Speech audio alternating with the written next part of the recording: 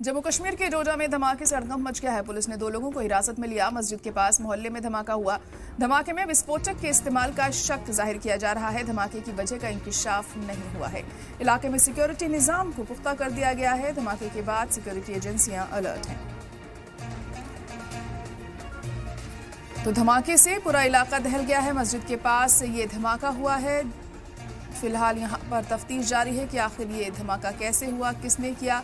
धमाके में विस्फोटक के इस्तेमाल का शक जाहिर किया जा रहा है, लेकिन वजह क्या रही इस धमाके के पीछे, इसका इंकिशाफ अभी तक नहीं हो सका है। जम्मू कश्मीर के डोडा में ये धमाका हुआ है और फिलहाल मामले की तफ्तीश की जा रही है। जांच पड़ताल हो रही है कि आखिर कैसे ये धमाका यहाँ हुआ। 2 लोगों को हिरासत में भी लिया गया है।